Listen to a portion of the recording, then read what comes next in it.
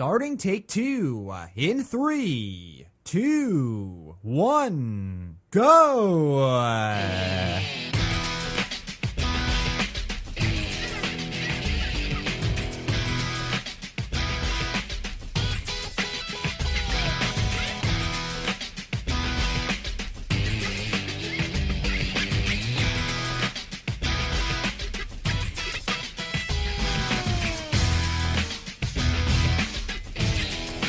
Hey there, ladies and gentlemen.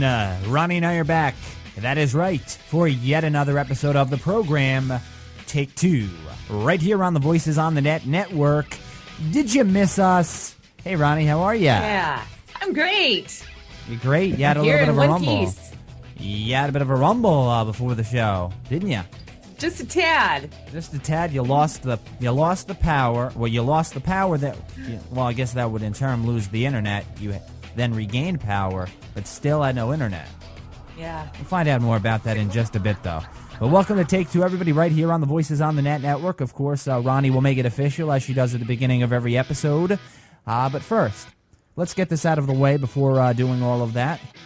Getting to the good stuff. If all of you, those of you tuned in, the greatest listeners in the world, please visit www.vonthenet.com. That is right, the Voices on the Net network's website, where you will be able to find more information pertaining to the Voices on the Net network. Yeah, all you need to do is go up to the top of the website where you will see an About link. You click that About link. It will take you to a web page providing you everything you need to know pertaining to the network in thorough detail. Now, you can also check out podcasts of any of the episodes from any of the shows available on demand for your very own convenience. And you can check all of these brilliant features out by going to www.vonthenet.com. Well, hello there, Miss Ronnie. Yes, hello. Yeah, I know you had a bit of a rumble, but we'll get this out of the way. We have to make it official so we can officially start. So do you want to open up that envelope? Actually, I believe we are at a very special episode. I believe we really are. Yeah, we are. We've reached yet another milestone, I think, if I'm not mistaken. You'll be able to solidify that fact, though. So please, Ronnie, would ya?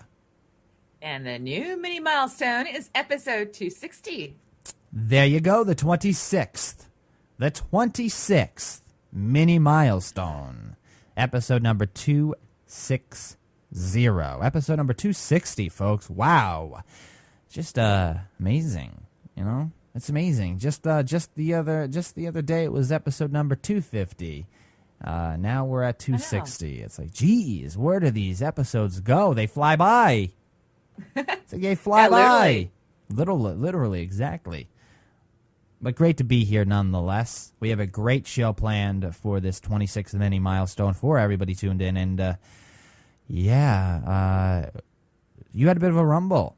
You did. You had to go through some thunderstorms, apparently. And tornadoes, I guess, right? Yeah. Tornado watch, my time of year. But Yeah, this one, I knew there was going to be some bad weather in the area. Just didn't know when it was going to hit. But obviously, it wanted to hit during the day. So, yeah, but I had a tornado that hit about 6-7 miles from where I live at. Okay. But we got the downburst from all that. Because I was watching the clouds, and I could see little tails coming out of the wall clouds, and just kind of like a ballerina dancing or something. Okay. And the next thing you know, the wind picked up, hail. I had is the key word, a huge bird bath that is made out of concrete. Okay. It picked it up and threw it in the back seat of my neighbor's car. Of course, I had to go through her window to get to it. Jeez. I'll tell you, Nebraska weather is pretty extreme. Is it usually extreme around this time of the year? Or is this usually the time where it just gets going and then kind of a prequel to what you're going to expect?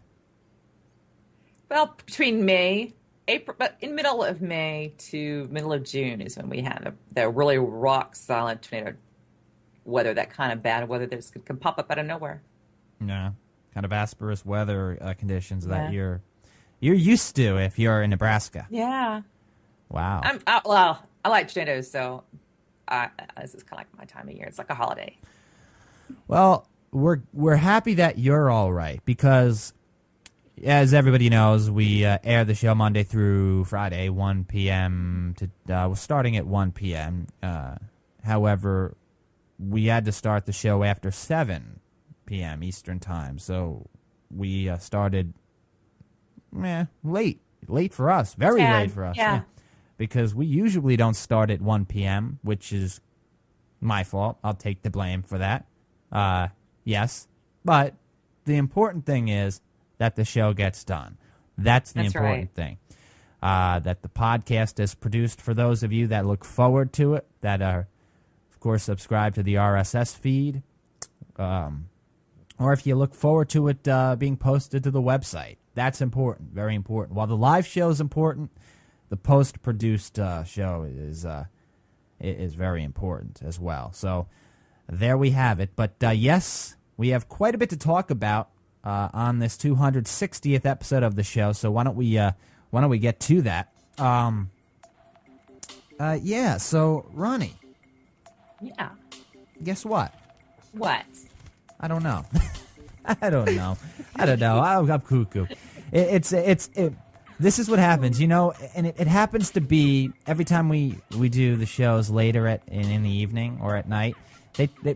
You notice this. You've brought it up before. It tends to be a little different. I don't know. It's still take two, but we tend to be a little goofier, I guess. Yeah, I don't know what it is. It's like that 6 o'clock mode. Something's in the air. Syndrome. Yeah, I don't know what it is. Something's in the air. Something's in the air, but anyhow, something, yeah. But why don't we get to the first item on the itinerary? I think we shall. I think the listeners deserve that, right? That's right. Absolutely. Yeah, apparently a high school senior asked the girl to the prom, but he ain't going. No, he's not going to the prom, folks. No, because he's suspended. He was suspended for asking a girl to the prom. Now, you're probably saying, what? I guess I'm not going to be asking anybody to the prom then if that's the case. But it's how he did it, actually. But even how he did it, should he still be banned from the prom? Should he be suspended, that is? The guy's name is James Tate, a senior at Shelton High School. He just wanted to make this girl feel special. Her name's Sonali Rodriguez. And, the normal, I'm going to ask you to the prom, simple, would you like to go to the prom? He didn't want to do. He didn't. He wanted to be unique. Is there anything wrong with that? No. There's nothing wrong with being unique. If you go too far, well, it depends. In my opinion, I don't think this kid went too far. What he did was he decided to post 12-inch tall cardboard letters on the outside of the school building towards the main, right up, I believe, towards the main entrance, if not the main entrance. It was in between 1 and 3 in the morning, though, so it was obviously after school hours. He was on school property. Technically, is it trespassing? We'll find out from Ronnie. I don't know where the barrier lies. If you go on, even if you step foot on the property after school hours, that's technically private property. You're trespassing in terms of it, but he didn't break into the school. I would definitely draw a line between that, but he did not break into the school. He only stepped foot on school property. He's a student at the school, so it's not as he wasn't a student at the school. He is a student at the school. All it read was, will you go to prom with me? That's what it wrote. That's what it said with the name after. And she said yes, by the way, but he's not going. She is, he's not, because he's suspended.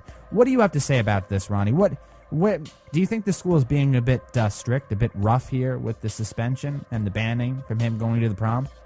Oh, they're completely overboard on this. Number one, it's not actually private property, it's public property. Public taxes pay for that. Even when school is not in session, people go up there and use the playground, they use the ball courts and all that sort of stuff, and they're not considered as trespassing. There is no trespassing signs on your school property unless it's a private school. Even then, you have students go there that play basketball after school hours, on weekends, and so forth. He didn't break into the school. This isn't even considered vandalism. It's cardboard stick-ons that, guess what? They come right back off. Oh, no. It's almost like they're like, oh, it was a threat. The threat in the message. He asked her out. I mean, first of all, how romantic is that? That's something that girl dreams about, something happening for her. And he goes over and beyond She says yes. So that all I had to do is just take it off. I don't see what the heck the problem is. I think you've got a problem with the school board, for number one, for even supporting the principal over the superintendent's knowledge, thinking that this is some sort of a threat because he put this on there at some, 1, 2, 3 o'clock in the morning. When was he supposed to put it on there? Right after school? She would have seen it already. Oh, he wanted to surprise her. Yeah. He wanted it to be, listen, this guy wanted it to be an omnipresent moment. That's what he wanted. He wanted it to be noticeable by everybody, including, of course, the girl, obviously the girl, but by everybody. He wanted her to feel special. Everybody's looking at the sign that he made. Large sign. Everybody walks to school that morning. They see it. All attention is on the girl. Not only did he ask her to prom, but he made her feel special by doing this. And you would think the school would look past, even if he is stepping foot on school property in the middle of the night. Look past that. This is the prom we're talking about. He's a senior. He's not going to be in the school that much longer. Throw the kid a bone, for gosh sakes here. Seriously, No. exception to the rule. You don't have to ban this kid from the prom. Seriously, you don't. I think this is overboard. I do. Their theory is anyone banned after a certain time is automatically not allowed to go to the prom. Well, that's wrong on itself, because why are you, suspended for what? Yeah. He asked a girl out. End of story. I mean, if I was this kid's mom or whatever, the school would be under a bigger uproar than what it is right now. But I think after the public gets a hold of this and they hear what's going on, they're going to make a bigger uproar. The school's going to back down. No, yeah, if I were this kid's father, I would definitely say something. Absolutely. The kid's a senior in school. You're going to... This is a once-in-a-lifetime thing for the kid, going to prom. Many people don't go to prom. They don't. This kid he was planning on going to prom with somebody. And you're going to ruin the moment for this kid because he decided. Do you think he even thought, Ronnie, that this would be a problem, honestly? Do you think he would have, in other words, the kid did this. Do you think he thought that he would have been suspended in the long run because of him stepping foot on property? Because he obviously must have thought, okay, am I going to be taking a risk here? Or did he think, I'm not doing anything wrong here. I'm simply doing something unique to ask a girl that I like, or not even, she's a good friend, to the prom. I'm trying to do something special. That's what I want to do. Yeah, he didn't do anything wrong. Look, he took consideration the graffiti law, and he didn't want to destroy the property of the school. Right. It's not like he went into a fenced-in area. He went through a path to get to where he had to go there, so that it's not blocked off. And he meticulously figured out a way to do it by taping the cardboard. So he doesn't even have spray paint on him, okay? He figured all this out, so he thought he was doing, crossing the T's, dotting the I's, and asking her out. A simple way. And still it was wrong. But no, I do not believe that he had any idea that this is going to get him where it got him. Right. Well, according to this article, according to the story right here, that the reason Tate was banned from the prom and given a 1-day in-house suspension, the administration felt that what they did was a safety risk. Or in other words, they were there when nobody was there. This was in between 1 and 3 in the morning. So they felt if these kids would have gotten hurt by stepping on the ladder, in other words, this school would be liable. They do have a point there. Ronnie. They do have a point that they're suspending them because of safety, or suspending him because of safety reasons. That point, I do understand. But again, exception to the rule. I do feel that even though it was a safety risk, nobody was hurt, everything worked out fine. Mm-hmm. The girl was surprised. She said yes. Take all of these things into account. Or are you trying to send a message to other students? This kid's a senior. It's not as he's a freshman or a sophomore. Yeah. He's a senior.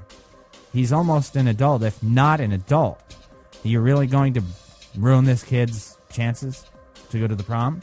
Oh, I think if the school actually believed that there was some kind of a law broken, they would have called the police on this. They didn't. Even he admits that they put on helmet gear when they hung this up there. So safety risks of suing the school. I mean, if you're on their property, if it would have been a faulty of their equipment, that would be a different story.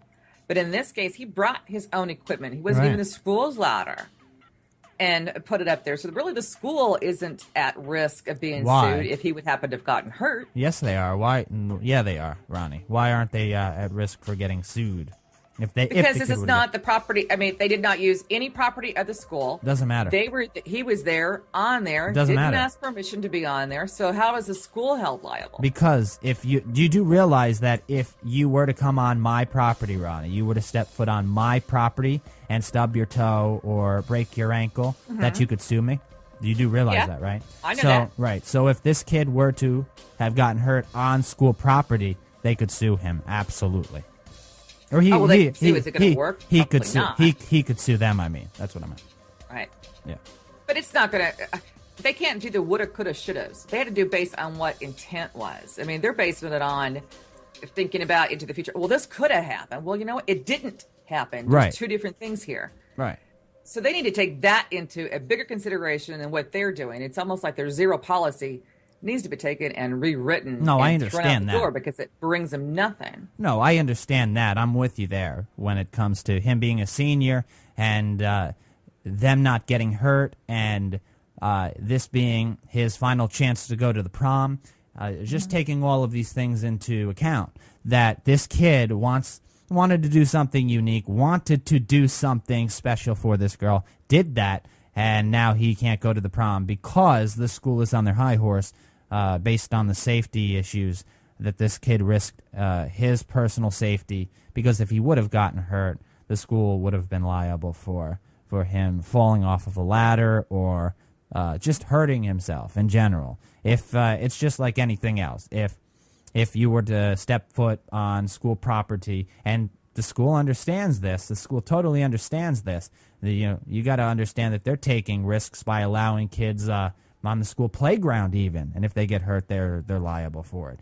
We got to understand that. This is something that they know. They already are taking a lot of precautions here, Ronnie. Now you're adding what kids aren't really supposed to do. They're in other words, I don't want to say vandalizing, but technically vandalizing the school with what they're doing. This kid was doing by putting these letters up on the building. Technically vandalizing, but it's not to the point where he's using spray paint. He's simply using tape or whatever he's using. So in other words, many kids are not going to do something like this. Many kids are going to play basketball. Many kids are going to use the playground. The school knows that. The school doesn't know the kids are going to do what this kid did. It was a unique situation. I look at it as an exception to the rule, axiom. That's what I look at. I look at it that way.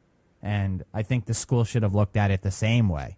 They didn't, unfortunately. The kid's not going to the prom. He's suspended. And the girl's going by herself or with a friend or something like that, because obviously he's not going to be there.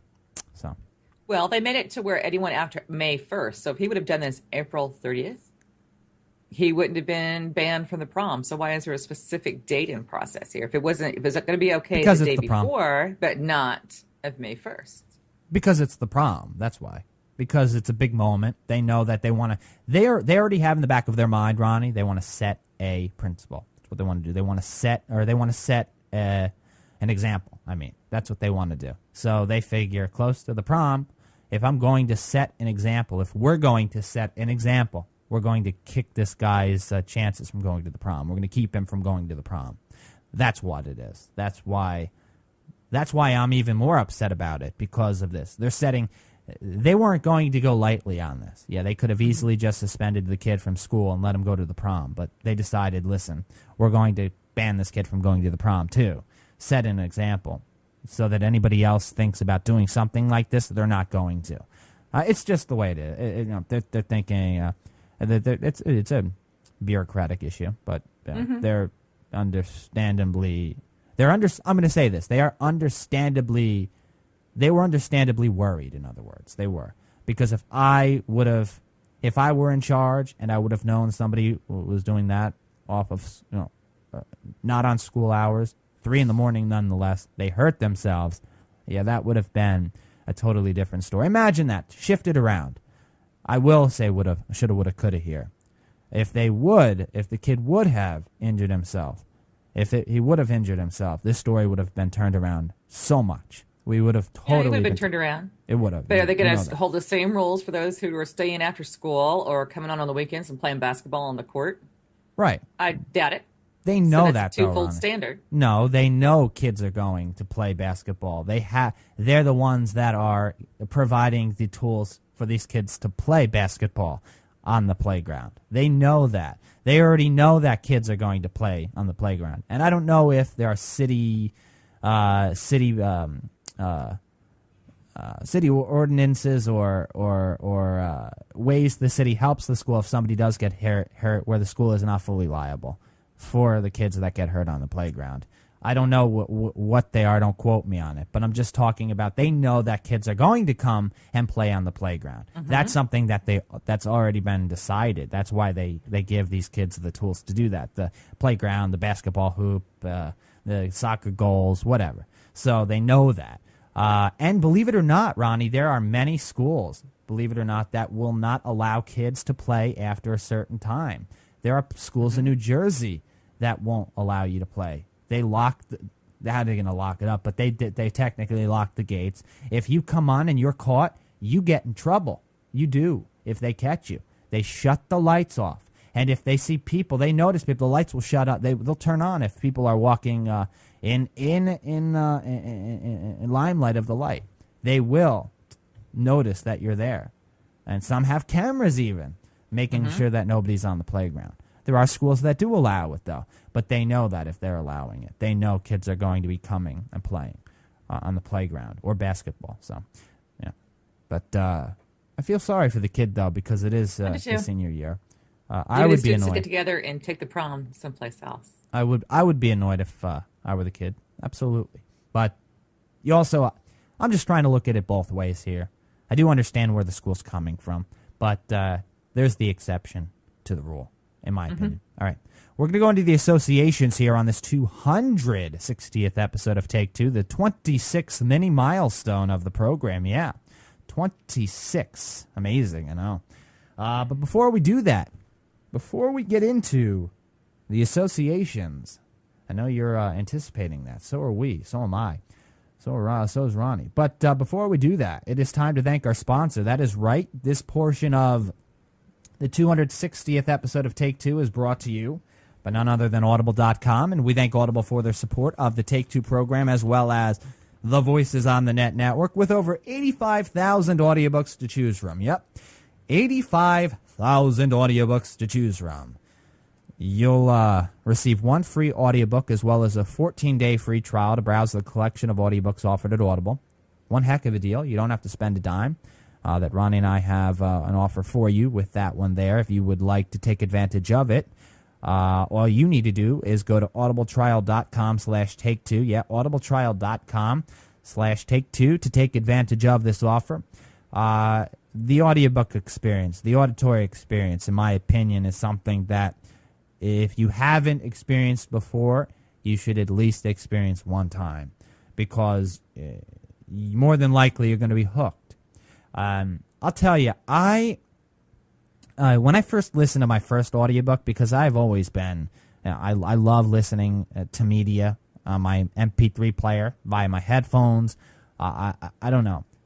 Do you notice that you use your headphones even more now than, say, 5-10 years ago, Ronnie? Oh, yes, most definitely. Because, say you go back 10 years, speakers may have been more popular.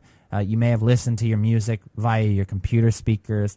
Now, it's very rare if people are listening to their media without headphones on. It's crazy, I know. Now, you could listen to your audiobooks without headphones.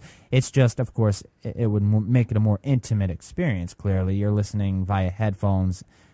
For instance, you're listening to my voice right now via headphones. It's just me and you. That's it. Very intimate experience. Rather than the speakers, everybody can hear. Not as intimate.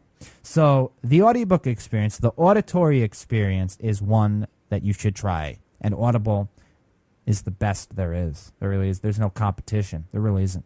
Over 85,000 audiobooks and counting. Always adding new ones to the service. You really have nothing to lose. And Ronnie and I are so confident that you will enjoy the service so much, you'll want to continue being a member. And, of course, if you want to continue being a member, don't do anything. Don't cancel the service. You'll need to add a credit or a debit card, a form of payment, in order to receive the free audiobook and the free trial. But, you know what? You'll be supporting the Voices on the Net network if you become a member, subscribe, in other words. But try it out first before you buy, at least. Try it out. You have nothing to lose. audibletrial.com/take2. As always, we thank Audible for their support of the Take Two program as well as the Voices on the Net network, audibletrial.com/take2. All right, Ronnie. Yeah. What do you have for us? You have you want to start us off with an association, as always. This is interesting. Consider what happened today. But there is a place in Venezuela. It's called Catatumbo Delta, to where they have, get this, it's called everlasting lightning strikes. That it produces, this storm produces 260 lightning strikes every night at 7:15 p.m. And it's done this for over 104 years. And they call it the Beacon of Marcibio. That one's hard to pronounce.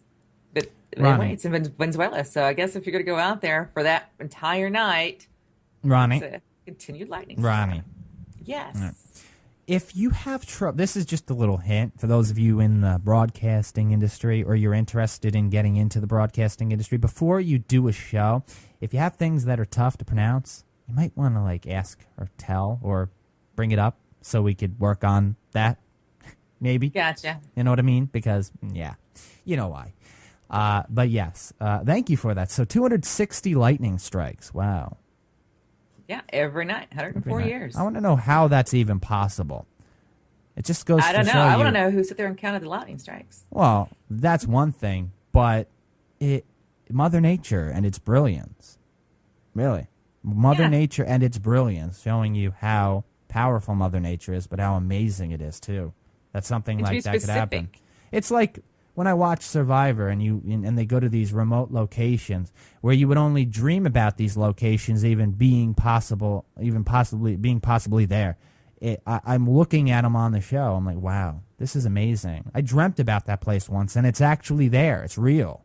I think one time they went to this gigantic hot spring that was the size of a lake. It's like, I thought springs were only small. This was gigantic. The water was like 90 or 95 degrees. It was beautiful. You saw steam rising. It was amazing. Oh, my gosh. I was like, I would love to visit a place like that. But very cool. Mother Nature at its greatest. I've got an association for all of you. And the thing is, I actually remember this. It wasn't that long ago. It was actually this year, back in early 2011. Where in Brazil, unfortunately, 260 people lost their lives. Horrible, horrible. One of the worst floods in the history of, really world history right here when it comes to floods. Now, there have been flood situations where more people have lost their lives, but this is nonetheless a very horrible story. In the states of Rio de Janeiro and Sao Paulo, 260 deaths in a massive flood, of course, caused by very heavy rains. And states here the greatest damage was in a cluster of towns in a mountainous area northeast of the city of Rio from Tuesday night to Wednesday morning. I remember this was back in January of 2011, where so many people lost their lives. Where alone, civil defense officials, out of the 260 people that lost their lives, 147 of them were civil defense officials. There were firefighters, police officers that lost their lives trying to help people that were stranded due to the mudslide that, of course, was caused by the flooding, too. Just horrible. Really horrible. You don't remember that story? It was actually very popular. It was all over the place, all over the press, all over the news. Decided to bring, of course, that up now because it is associated with 260, this episode 260, but very sad. It's hard to believe with all the technology that we have now and how advanced we are in society that we still lose life compared to the floods, the flash floods that actually go on out there and the training that is done and still. Yeah, because when the nature takes its course. Right, because even though technology is advancing, it goes to show you how strong Mother Nature is. It's violent. She could be violent, very violent. She can be. And technology. I mean, you can go 15 years into the future, and you're going to see massive death still from Mother Nature. When will it really show that technology can overtake Mother Nature? Well, that's something that's to be determined. We don't know. You would hope that. No, let's just say that technology has definitely helped. If you were to go back 20 years ago, that flood, more people would have lost their lives easily. Look what Twitter does alone. Twitter, people could tweet from where they are to be saved, whereas if they didn't have the ability to do that, they would probably die.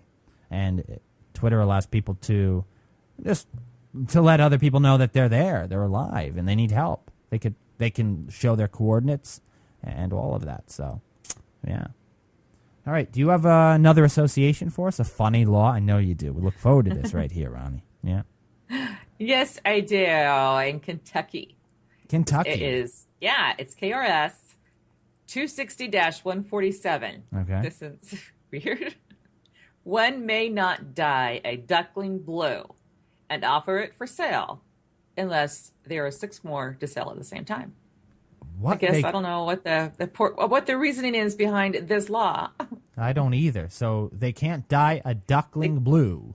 Yeah, they can't dye duck blue, and if you do, you can't sell it alone. You have to have 6 others. Okay, so you have to have 6 others. Wow. I guess ducklings must be very popular in Kentucky. I guess so. I guess. But not as popular as apparently their cars are, because later on, this happened, get this, in 2001, I guess there's a problem out there in Fort Thomas, Kentucky. Right. That dogs may not molest cars. If so, it's a $250 fine. Right. I'm wanting to know what they mean by molest a car. Well, I know that these horny male dogs, they'll molest anything. They'll hump anything. I mean, we got a tailpipe. I mean, they mean urinated on it. I mean, molesting, come on. Can you imagine that? I guess the terms humping and molesting are two totally different things. I could see maybe, we're not going to go into that. Think for yourselves. Think amongst yourselves, folks. Believe me, it's not a pretty sight probably, but wow. They must have a really big problem to make a law out. Yeah, absolutely. So I guess if a dog, don't dye him blue either. Only in the funny laws section of the show. Wow. All right, Ronnie, you've got the mic. You've got a few minutes here for your stamp of reparation. Looking forward to seeing what you have to say. What do you have for us? Kind of an attack on Schools Day, I think, because I'm going to take this all the way to England. You know, where the prince and princesses are? This is a different story, though. We have a 12-year-old schoolboy. His name is Chris Brighthead. Now, get this. The school has, of course, uniforms, like most schools, have school uniforms. The girls can wear skirts, which about the heat of the summer can wear skirts, but the boys still have to wear the pants. They cannot wear shorts. This is not part of the criteria. So this one boy, Chris, decided, since they were not going to allow him to wear the shorts, so they can stay cool just like the girls are, he decided to wear a skirt. And I guess he's become a really fancy pants out there, I guess, minus the pants. He's going around wearing the skirt. The school stated that they had no problem with that. None whatsoever. He could wear the skirt because it was part of the uniform. Now listen, if you take the skirt, you sew it up in the middle, guess what you have? A pair of shorts. It's the same thing. You take a pair of shorts, you take the seam out, oh my gosh, you have a skirt. Right. It's the same thing. They're not going to let him wear the shorts. Instead, I guess now everyone's kind of going along with it, agreeing with what he's doing. They think even after all of this that he has this political affiliation potential. I'm becoming a politician in the future. Not in a skirt. I wouldn't wear a skirt to be a politician. This is what he's planning on doing. I guess other kids are going out there and doing the same thing. But can you imagine? That is what a skirt is, a pair of shorts, right, just without the seam. Right. It's the same thing. So why not just allow them to? I mean, okay, he has a cute face and the whole thing and a cute picture. Just don't wear the. I mean, come on. Could you imagine wearing a skirt to school? I give this kid props. To wear shorts. I do. I give this kid props for going to school with going to school in a skirt. I do. I really do. I don't know if I'd have the guts to do it. No. I mean, when I was reading this, I was like, my face was getting red. I was like, oh my gosh, can you imagine the way he would feel? But he didn't care, none whatsoever. He just went on about it. Fine, you don't want to change the rules. I'll abide by the rules on that, and goes ahead and wears a skirt. He makes and a has good been point. doing so. He does make a good point because there isn't much difference between a skirt and shorts, really. If girls could wear, first off, if it's hot, pants, it's sweaty. Yeah. It's bad enough that these uniforms aren't that comfortable in the first place. So you're going to make them suffer even more in the summertime. It reminds me back when I was in middle school and I went to private school. I went to Catholic school, and they had a similar. Their demands were similar to this. Where the girls could wear skirts, but we had to wear pants too. I think there were schools that did allow kids to wear shorts, but we had to wear pants. It was ridiculous. I guess it's a Catholic school thing or a private school thing where you have to abide by very strict rules. Yeah. What does this have to do with? I mean, is it a knee problem? I mean, what is it they're afraid that you're showing? It's just a form of respect, I guess. I don't know. They want everybody to. It's because it wouldn't look right with the uniform shirt. And no, they did allow us to wear short sleeve shirts, which was kind of the summer uniform. They had a summer uniform, but I can't remember it including shorts or not. Then again, I can't quite remember. But I do know that there are many private schools, Catholic schools, that are the same way. They're very strict when it comes to the attire. Well, I'm just thinking that this is just wrong. I mean, the shorts and the skirt, they're the same thing, only minus the seam. So maybe if he just took a skirt, sewed it up the middle, I guess it'd still be all right. Still could wear shorts. Yeah. Well. To make a big deal about their clothing now. I think I like this idea. I give this kid strong point. Give this kid props, that is for sure. All right, we got to head to the break on this 260th episode of Take Two. We'll be back, though, Ronnie and I. You're not going to want to go anywhere because what we're going to be going into, a St. Augustine's College student has been banned from his commencement ceremony. It seems like something's in the water. I know somebody was banned from their prom. This kid's banned from his commencement ceremony, so I guess he's not going to be partaking. He's going to graduate. He's going to get his degree, but he's not going to be participating in the fun, unfortunately. Even though I'm sure he's happy he's graduating, he's not too happy that he will not be partaking in the commencement ceremony. And for a pretty dumb case, in my opinion, a pretty dumb cause, all over a Facebook post, for which he doesn't even know which one it was, because they won't even tell him. The kid's name is Roman Capel, and he's not happy. Should the college provide more information about the situation? What Facebook post caused him to get in trouble? Maybe? We're going to talk about that, as well as when is it okay to say thank you via email? Yeah, when's it okay to say thank you via email? You receive a gift in person. You receive a gift via the mail. You receive... when is it okay to say thank you via email, in other words, versus, say, person-to-person contact, phoning somebody on via the telephone, your cell phone, or, writing, physically writing it yourself and then sending it by snail mail. We're going to talk about this, too. I want to see what Ronnie has to say about this one. Also, your blast from the past is coming up at the end of the program. Don't go anywhere, because we have a lot coming up on this 260th episode of Take Two, right here on the Voices on the Net Network. Ronnie and I return right after the break.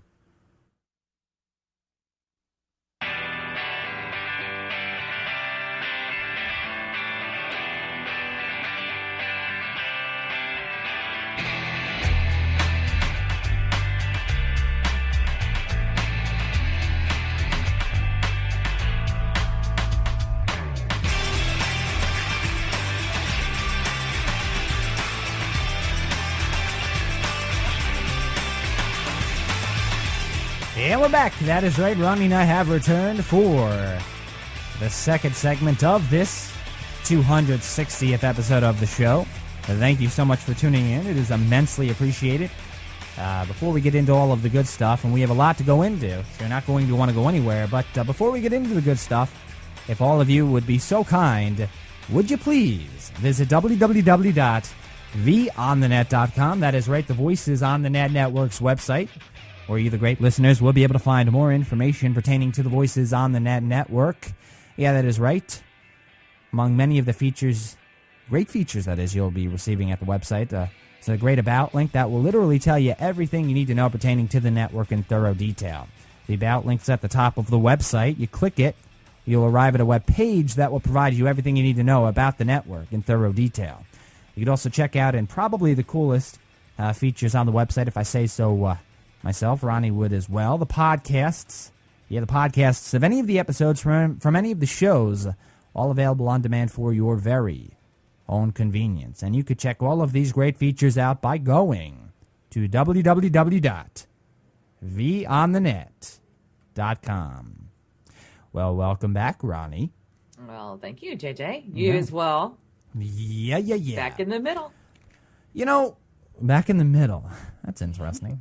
Back in the saddle I'm used to, but back in the middle I'd say too. But yeah, we do have a lot to talk about on the second segment of the program, so why don't we get into the first item on the itinerary, and we have yet another case here where somebody's banned because of something they did that had to do with their school. Of course, earlier on in the program, we talked about some kid who was banned from his prom and suspended for stepping foot on school property in the middle of the night, trying to think of he did think of a unique way to ask somebody to the prom, but he was suspended for it because he did post large letters, in other words, large letters on the front of the school, which we, of course, thought was a little uptight, a little overboard, but we have another case here where a college student just getting ready to graduate cannot partake in his commencement ceremony because of a Facebook post. Darn Facebook, darn social media. If it weren't for Facebook, he would be partaking in the commencement ceremony. Darn it. But the thing is, Ronnie, his name's Roman Capel. He doesn't know what Facebook post it was because they won't be specific. So, yeah, something doesn't seem right here. Yeah, where's the dean at in this place? Here you have St. Augustine's that actually teaches some of the political science classes, which guess what? Involves law. They cannot figure out that, for you to be banned from something, that means punishment. To be punishment and restricted means you need to know what it is that you're being accused of. That's in any place, including if you're being accused from a school, after all, not being able to graduate with your class that you worked so hard to be with in the first place. And they can't come up with a reason other than Facebook. What are they doing on Facebook? He has a right to talk about what he wants to talk about on Facebook. And right. So far for what they posted, I don't see anything wrong with what he wrote. Well, so if that's the post that they're complaining about, come on. Well, yeah, there's one post in question here that he thinks the school is referring to, but he doesn't know again because the school won't be specific for some reason. So that leads many of us to believe that maybe they're overreacting, and now they are realizing that because they are not telling this kid which one it is for some reason. Or, in other words, they feel they don't need to make a point. They don't need to be specific as to which one it is because it's their decision as to whether or not somebody partakes in any ceremony whatsoever because it's the school's decision. But regardless, this kid is just about ready to graduate college, and he can't because of some Facebook post. It's the same situation as before, Ronnie. We talked about the kid that was about to graduate high school, and he can't go to his prom because of something he did. This kid's a senior, and he can't go to his commencement ceremony because of a Facebook post. It's like, whatever happened to the exception that proves the rule? Whatever happened to that? What? It's gone. Yeah. It's completely gone. Why would they were looking at his Facebook in the first place? I mean, if he makes a comment, it was also made to individuals as well, and so they're trying to think that he's kind of enticing a situation. Well, what situation? You cannot sit there and state, well, you cannot go to your prom or to your graduation because you wrote something. Well, he has a right to write what he wants to write on there. He didn't slam the school, from my understanding. Even the school doesn't even know what it was. And students, I'm pretty sure, if it was somebody else that noticed it on there, would they also be part of it because you would hit like or share or comment on it? Nobody seems to know. Not even his friends. Right? Nobody knows, it seems like. It's Sounds very controversial to me. Yeah, it does. Unfortunately, that this kid has to go through this. Now, there was a tornado that devastated the school's campus, destroyed it, really did, made a mess, and there was cause to believe that one of the posts had to do with that, and I believe that's what he thinks. That's why they were upset. The Capel went through his entire Facebook page, and he stated, quote, "Here's the post that I believe they are referring to as to putting this college in a negative light." It says, quote, "St. Aug's is holding classes tomorrow and students in Fallcrest still don't have power. Like, WTF? Really? Hashtag dumb." Now, listen, Yeah. I understand maybe the hashtag dumb was a little overboard, but he has freedom of speech. He That's could do right. what he wants. It's not as he threatened anybody.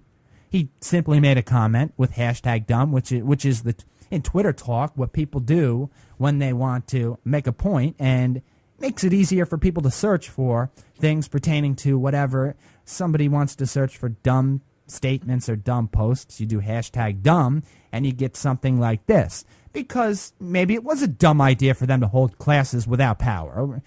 Yeah. It was this guy's personal opinion. He could do That's what right. he wants in this sense. So if this is the post they're referring to, totally wrong that they're not allowing this kid to partake in the commencement Not ceremony. to mention the fact, I'd want to know what other students, did they look at everybody else's Facebook too, or was he singled out for a different reason? Because you have all the other students there that were also having to go to class without power. So did anyone else state anything on Facebook in response to this? Did they have anything on their Facebook that they were talking about? Or was, Roman specifically chosen by this school for a specific reason? Because to me, there should be no reason for them to even personally even be on his Facebook. How many students are going to stay on students? Sounds like, quite a few students. He's not the only one. We're not talking about a handful of people. We're talking about lots and lots of people. Yeah. That he was the only one singled out. Something else is going on. I've got some audio here I want to play with him chatting about the situation. This was on the Huffington Post website, huffingtonpost.com, so all credit goes to, of course, Huffington Post. But here's the audio of him talking to WTVD ABC News. Here we go. And for me to get this far, and somebody tell me no, because of something that I said on my Facebook page, for them to tell me no, it hurt.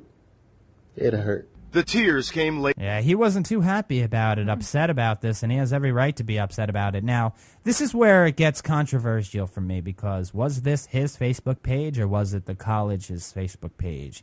Now, this is where it gets controversial, yet again, because you brought up, well, how do they have the right to search somebody's Facebook page?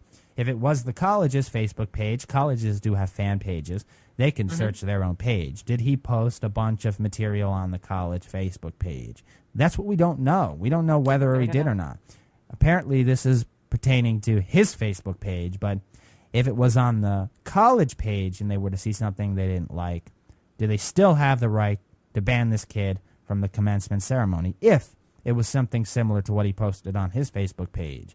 In my opinion, really no, because he has the right to make a statement if he wants to.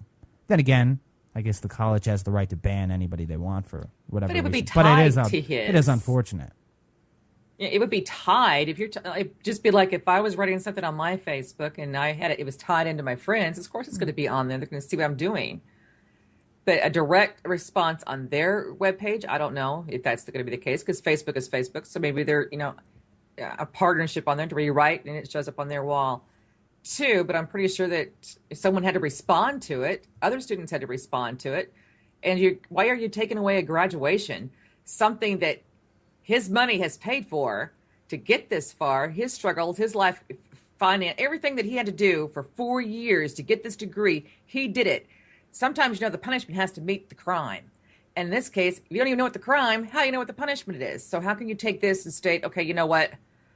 You're not going to your graduation because it's something that you wrote. I'm pretty sure that there was some finals, a report, an essay, a thesis, something that was done during those 4 years that he probably didn't agree with the professor or didn't agree with the school policies or ethics when he was writing a paper such as his ideals versus their ideals. Do you still have that right to go after him? No.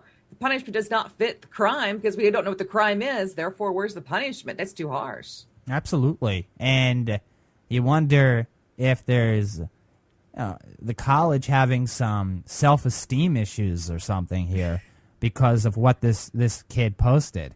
First off, since when is it against the rules for somebody to have an opinion about what they feel of policy? It's policy that they decided to hold classes without power. So the students that heard it, I would do the same thing, and I know many other students would too. If they heard it's similar to classes being held after a blizzard. You're going to say something more than likely. Yeah. You're going to say, how could they hold classes in this blizzard? How could they hold classes when there's 2 feet of snow out there? How is it even possible? It's the most pedantic thing I've ever heard in my life. You wonder why, the school just didn't delete the post or tell the kid to delete the post, and that's it if they were worried about self-esteem issues here. They were worried about anybody else seeing the post. They could have easily told this kid, remember, he's a senior. So exception to the rule, folks. Exception to the rule. Yeah. You're trying to set an example here? What, you think kids aren't going to make comments about their colleges if they don't like something? If they don't like something about the college? If they find the policy a little over the top, a little erratic? Well, get used to it because there's thousands and thousands, tens of thousands, hundreds of thousands, millions of kids that go to college. Take a chill pill. Yeah, big time. Swallow it. Go on. You're going to tell me that whatever he stated is going to keep students from going to the school? No, it's not. It just tells me that they had got self-esteem issues on their own side. Absolutely. So I feel bad for the kid. I do. I really do too. All at work. While he did get, while he is or did get his diploma, the commencement ceremony is a part of it. Now, you still get your diploma. That's the important thing. But it's the experience to receive it, and it's just anybody would want to go to their commencement It's ceremony. A big deal. Your family's going to be there. You get to throw your hat in the air. This is an accomplishment. You get to walk down the aisle, grab the diploma, and own it. I mean, he's going to be denied that. Yeah, and let's not forget about the fact that, so the college can't take some criticism. Remember, this kid paid to get an education, so they probably received $50,000, $60,000, $70,000 for the 4 years the kid was there. For one post about the college, I think you could take some criticism for the $70,000 or whatever you made for this kid to go to college, seriously. Yeah, you can't take criticism. I think you're in the wrong business. Absolutely.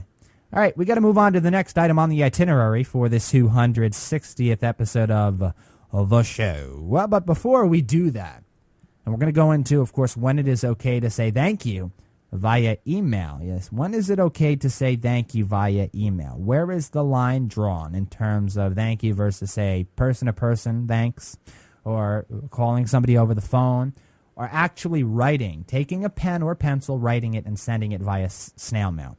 We're going to go into the differences here. We're going to have some fun with this one. Then your blast from the past. But before we get into that, all of that good stuff, if all of you would be so kind, would you visit audibletrial.com/take2? audibletrial.com/take2. That's the link you go to receive a free audiobook and a 14-day free trial to browse the selection of audiobooks offered at Audible, over 85,000 of them, as this portion of the 260th episode of the show is brought to you by Audible. And, of course, we thank Audible for the support of this Take Two program, as well as the Voices on the Net network. And, audibletrial.com/take2 will allow you to take advantage of a free audiobook and a 14-day free trial to check out the service. You don't have anything to lose. You don't have to spend a dime at all. Let me go into this a bit more.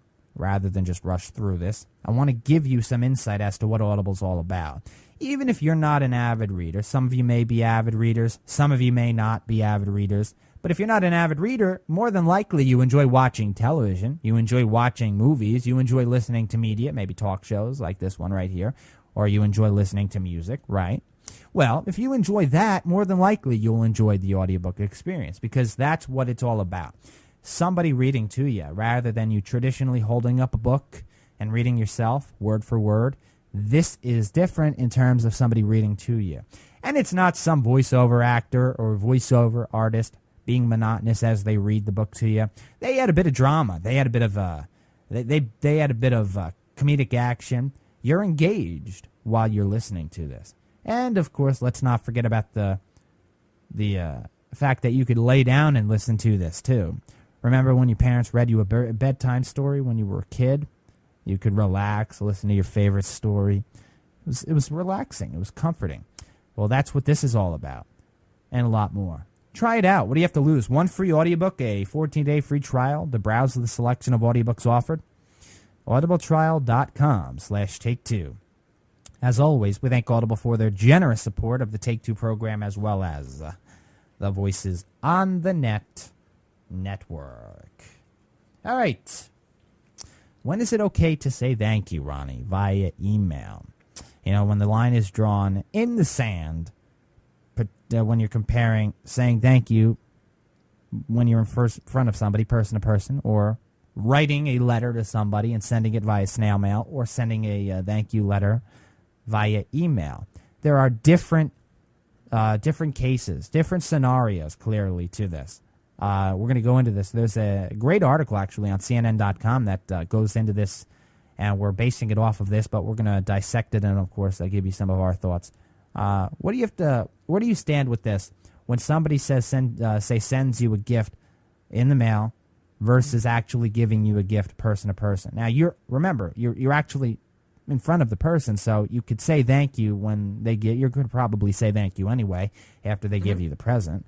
But if you are receiving it via mail, snail mail, clearly, or FedEx or UPS or whatever, you're going to not have the chance to physically say thank you, verbally say thank you. Right, not in person, right, face to face. You can call them. Right, obviously. But I'm just saying, where's the line drawn in your opinion in terms of saying thank you via email versus the other ways? Well, before now, I didn't think it was ever appropriate to just send an email because it doesn't seem like a lot of effort. Like if you were if you sent out thank you cards, thank you notes for gifts that you got for a special occasion, whatever, that was putting more effort that you actually were thinking about them, and you gave it to them.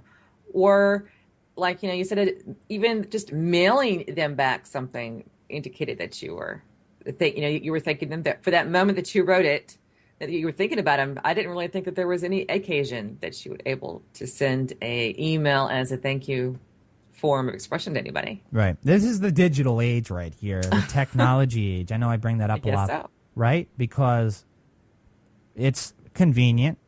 Everybody has email. So when you say that, okay, well, maybe it's not right to send an email because you don't take enough time to do it.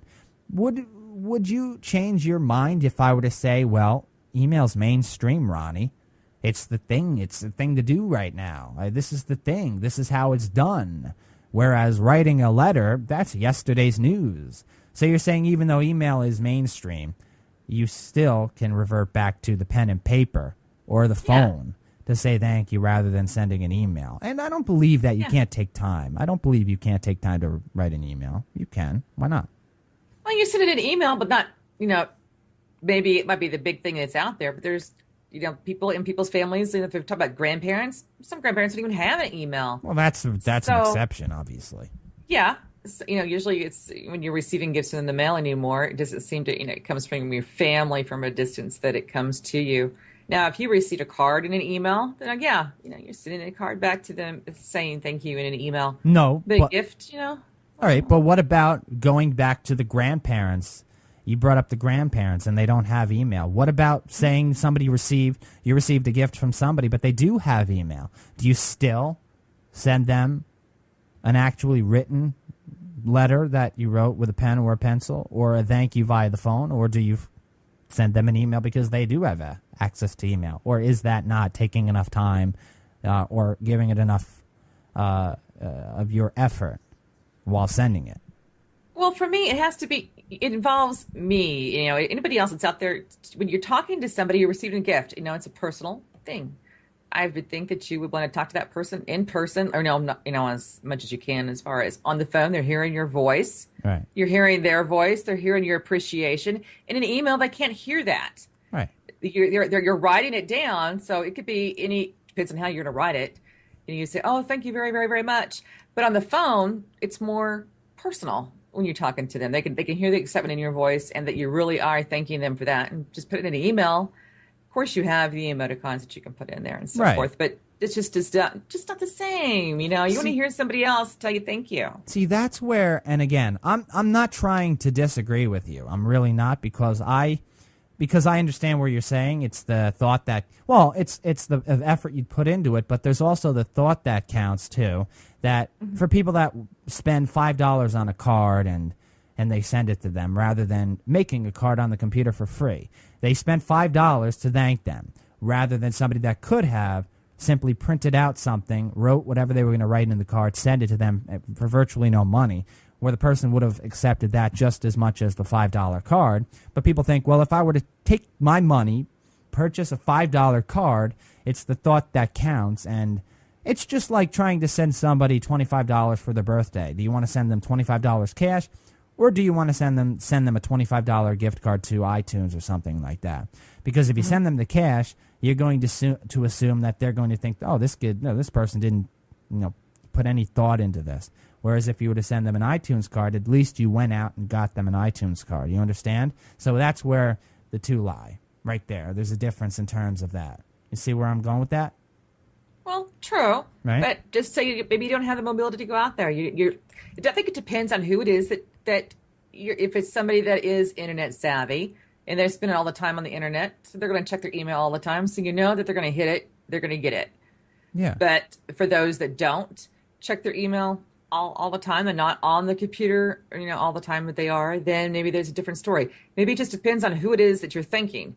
Depends on their type of personality. Are they on the computer? Do you have to call and let them know, hey, you got something in the email? If you have to do that, then maybe it's just better off just to send a surprise that comes into the mail.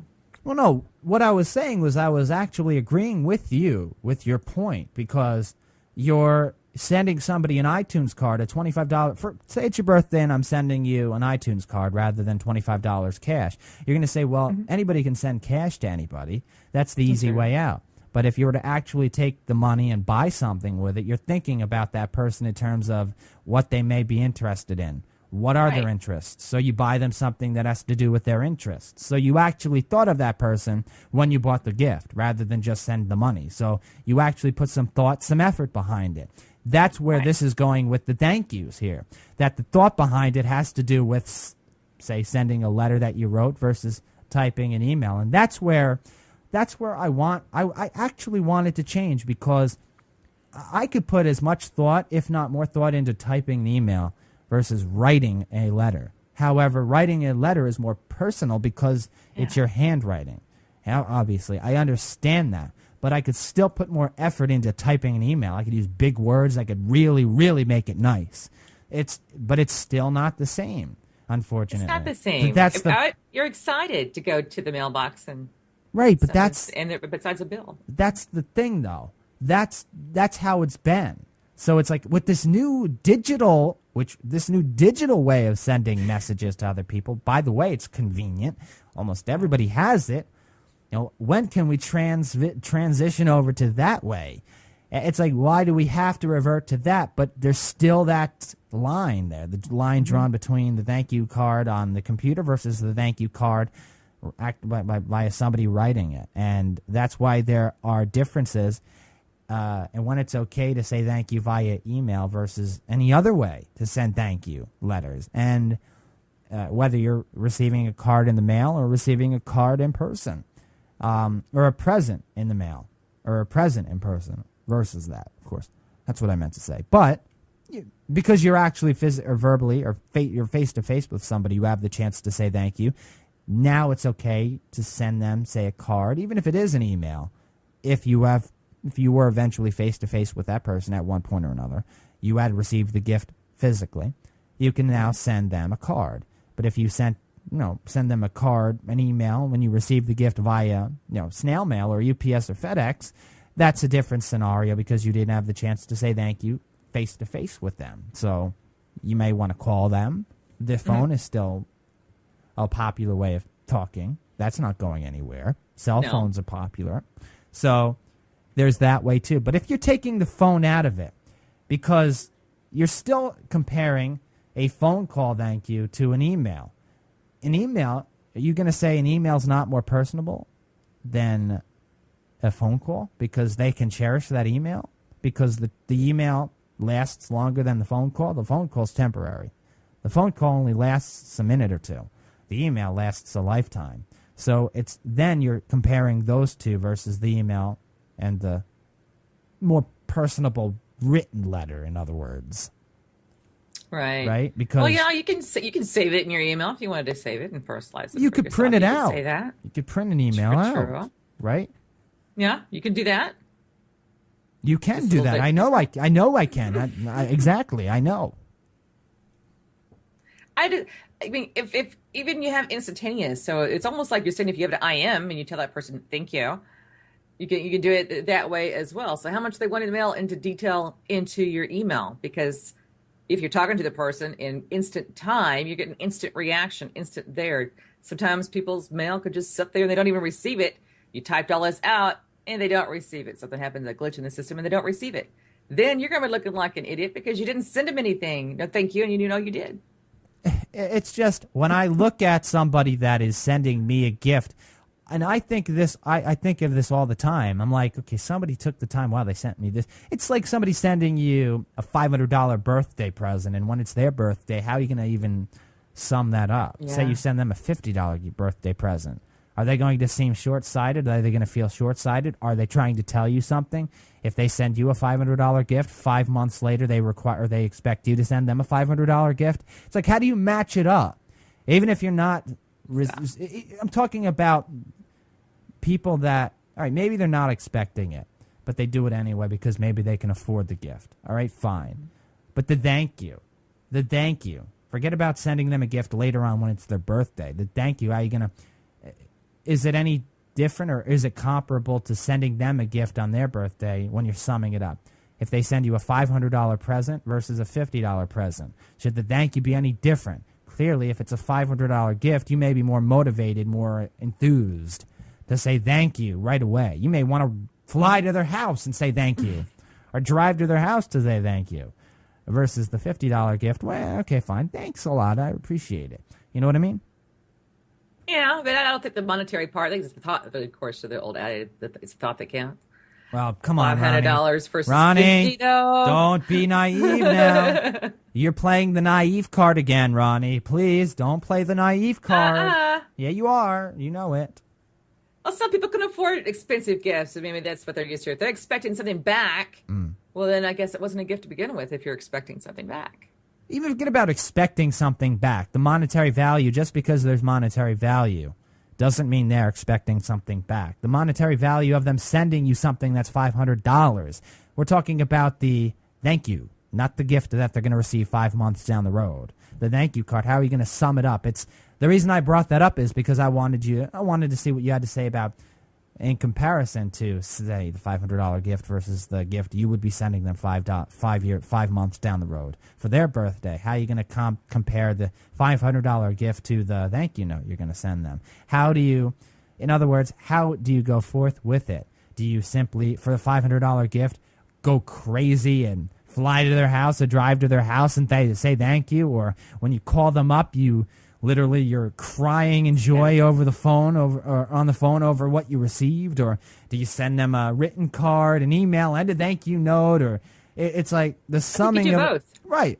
So there you go. You just added to the fact that I'm right. The monetary value plays a bit of a value in it. So the $50, in other words, for a $50 present, you wouldn't maybe be as motivated to do all of that versus a $500 gift. Because say you got a brand new computer. I know you did. It's beautiful, shiny, fast. I know you love it. It's probably worth a lot of money too. So say I were to give you that computer for your birthday, and then one of your other friends decided to send you a $25 gift card to iTunes. You're telling me you wouldn't see a bit of a difference between the computer and the iTunes gift card? I can't believe that you wouldn't see a difference there. I would see a difference, come definitely. on, it's kind of right there. It's in front of you. Yeah, but would you want to hear my voice ecstatically excited Oh, that I I got would. this gift? Absolutely, Yes. I would. Absolutely, I would. And I might lose the thought process by wasting time on writing an email. So I would immediately call Okay. and send a card at the same time. Right. So you're maybe the exception to the rule then. But there are people out there that are really ecstatic over the fact that somebody received. And I've known people that have done this, that have been more ecstatic over somebody sending them an really expensive gift, and them showing that person more gratitude and thanks versus somebody else that sent them a less expensive gift. And maybe they feel bad about it because they couldn't afford what the other person afforded, but it's just how some people may react. So that's really where, I guess, a ranking system, if you want to call it, on how much the gift is worth when you're trying to decide what to do when thanking them versus something that's not as expensive, because people place value on just about everything in life. And, maybe if you were equal, things would be better off. But that's not going to be the case. It's not. It's just not. Yeah. It's just like a family member versus a friend. When you receive gifts from a family member, are you going to put more effort in the thank you card versus a friend because they're a family member? It's just like that. It's what you put in. It's what your personal value. Forget about money. Personal value. From message to message, letter to letter. Family versus friend. Best friend versus, decent friend. It's just like that. Or close family member versus distant family member. The distant family member may have sent you something a bit more expensive than your personal family member, but you're still probably going to put more value into the personal family member's card versus the distant family member's card. So it just I know how we think, Ronnie. I think very deep, very deep. But the fact is that there's personal value placed into the thank yous and so forth. Yeah, it's still also an act. I like that. Even if it wasn't, I can't compete with other people's prices or something like that. But let's just to state that, somebody was sick and I went to your house and made the soup and all that kind of stuff. Is that going to require something different? Do you think that an email would qualify that as a thank you? Or would it be better off if you actually went out and got a card, wrote it out with your hands to indicate that, you really thank them for the work that they've done for you? All right. I'm glad you brought that up, Ronnie. The soup. I'm glad you brought that up because that's the added thanks there for somebody that may maybe. All right, you brought up the soup, but say somebody sent you a nice gift. You send them a thank you card, but then you bake them a batch of brownies or something like that. Right? You bake them something. That's the added thanks there. You went the distance to bake them something. You may have not spent a lot of money on the brownies, but you took the time to make the brownies to send them to the person you received the gift from. So you did that for somebody. Now, are you going to do that for every single person that sends you a gift? You're going to bake them brownies. You're going to bake them cupcakes. Or are you only going to do that for certain people? But you'll send a card to everybody else. Fine. So you understand? You understand my point? I'm kind of adding into the puzzle. I think you're starting to understand now. I'm not saying you're dumb because you're not, but I think you're understanding it more now because you're starting to say, JJ's onto something. With these there's personal value. There's the ranking system. Even though I don't want it to be that way, I think we're backed into a corner here. I think I was. Think you're thinking that way. Just a tad, JJ. Yeah, I know. You don't want to admit the fact, but I know. I know you. I know. I keep wanting to hold that back part, It just, you can't, we got to go to the blast from the past, but you can't deny the fact that there are certain people you may want to put more oomph into sending a thanks to. I understand that you want to, whether it's an act, whether you want it to be equal, you cannot deny the fact that people are very judgmental. Of course. They do what they do. They do what they do because somebody may have more meaning in their life, maybe more meaning in their life than other people. And not to be arbitrary, I don't want to think that way, but that's the case because it's true. It's just the way it is. That's the way it is in a nutshell. All All right, we got to go to the blast from the past on this 260th episode of Take Two, the 26th mini milestone of the show. So what do you say we take a time machine, Ronnie, into the past? Let's go into past. All right, folks. Let's go. Get on in. Everybody in. Everybody in the time machine. Here we go. Enjoy. This is your blast from the past. Here, who's behind your mask? Now, I'm so glad there's an article about this. I really am. Because I remember when I was in my teens, heck, even when I was 6, 7, 8, 9 years old, that I would go to school and I would see people that are so nasty, so mean. How could they have such an attitude? The attitudes that they have, and how mean they are to people. They're bullies. They're nasty to the authority figures, teachers. They don't respect property. They're just angry people to be around. But then you think, why are they that way? Why are they that way? They're a human being. Why can't they respect people? And then you wonder if they go home and they respect their parents and their family and their pets, and they respect them. But yet at school, they don't respect anybody. They have multiple personalities. But why are they like that at school? How could somebody be that hateful? So then you think in the back of your mind how they're like elsewhere, not in school. Are they trying to show people who they are? Are they trying to show people that they're the boss, that they have to maintain a specific they just have to maintain that personality, their reputation. They have to keep it up. They have to maintain it. I always thought that when I would see people that are really nasty, really angry, they had no respect for anybody or anything. Have you ever seen that? They use it as a form of a security blanket that you can't get to them. So it depends on what environment they're in, depends on what mask they're going to use. I remember I used to, my mom would always say that when she would send us kids to school, our halo would somehow tilt on the way home. Right. Because we would act differently at school. You know, oh, wow, look how the good grades they're getting, how mild-mannered they are. And, of course, you come out in the wind, your halo tilts, and you go home, and you're a completely different kid. Yeah. I think it's a form of, first of all, when you're at home, you're controlled in your own protective environment, which is in your home where you feel safe and secure. You act differently. The safeguards can come down because you are around those that you trust. Right. When you put yourself out there in a different fashion, such as school or even work or just in the community, period, you're surrounded by different forms of people. I think it could be a form of insecurities because you don't know how to act around different people. Maybe you have insecurities of your own self.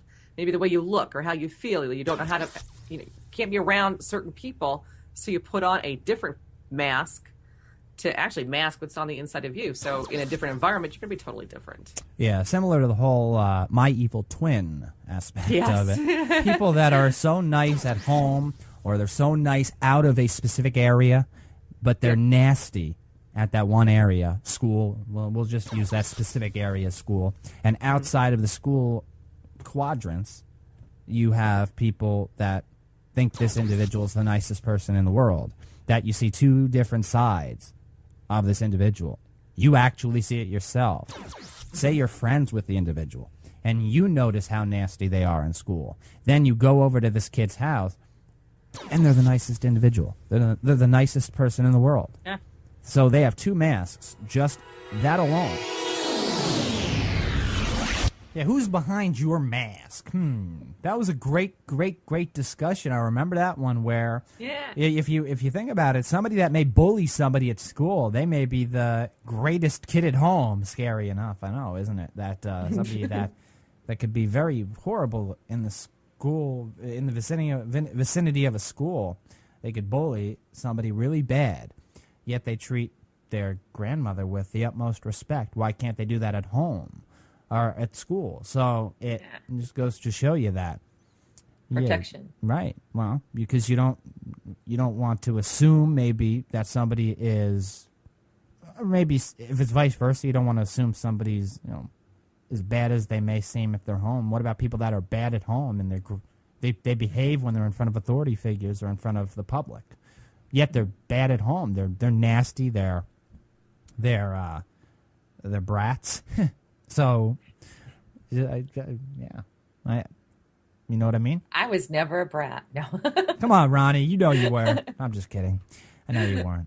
All right, that's all the time we have for this 260th episode of the show, the 26th mini milestone. Hope you all enjoyed it as much as Ronnie and I enjoyed hosting it, co-hosting it for all of you. appreciate having all of you tuning in. It's immensely appreciated.